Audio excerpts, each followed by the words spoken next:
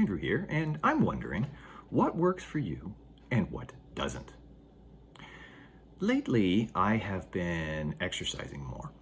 I mentioned a little while ago that over the course of the pandemic and the lockdowns, I lost fitness and I lost a lot of muscle tone, and I'm trying to get that back. Well, one of the things that went with this was also my posture. And with that, all of the strength and stability and mobility and good stuff that I had going on in my back. So I returned to basics, back to the stuff that I concentrated very heavily on when I was a pain and posture blogger. Well, a lot of what I was doing at that time was based around the teachings of one Dr. Stuart McGill in this lovely book, Back Mechanic. And in this book, two of the essential points that he makes are, and this is a direct quote from the book, increase your consciousness around movements and postures increase your consciousness around what movements and postures cause you pain, development replacement postures and movement patterns that enable you to function pain-free. In short, find out what doesn't work for you, what causes you pain, and stop. Find out what does work for you, what you can do pain-free, and do more. Well, Andrew, that's back pain and posture. What does that have to do with mental health?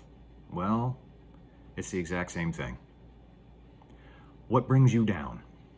What causes you to lose your control? What brings the monster out of his cage? What brings on the fight? What brings on the battle?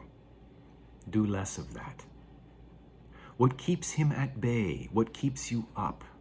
Do more of that. I got to thinking about this because as I was driving Kid 1 into school this morning, I started up the car, I fired up my iPod, and I got Beethoven's Ninth Symphony, the fifth section, the choral fugue, Ode to Joy.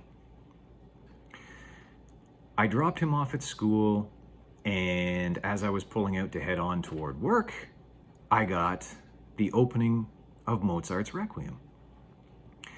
That was followed up by Beethoven's Fifth Piano Concerto, the Emperor, opening movement.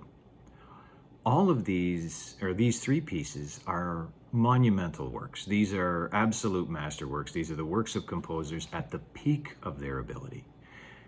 And they are wonderful and uplifting. And as Rush said in Spirit of the Radio, and the magic music makes your morning mood. And I've been up. When I hit the bottom of my crisis last February, I was watching a video, listening to music by Insomnium. That would be a Finnish melodic death metal band. Also a pretty monumental work, massive work. Also beautiful, gorgeous art. And depressing. And it brought me down. It took me from low to the absolute pits of despair. I love Insomnium. I love Wolfheart. Haven't listened to them in 10 months. I have enough troubles without putting in things that bring me down. So what am I listening to? I'm listening to either upbeat music. I've been listening to a lot of Chuck Berry. Or Mozart, Beethoven. But things that bring me up. Things that help me keep the monster at bay. And that's not all. It doesn't just have to be music. It's whatever input, whatever condition. What builds you up? What brings you down? Do more of what builds you up. Do less or none of what brings you down.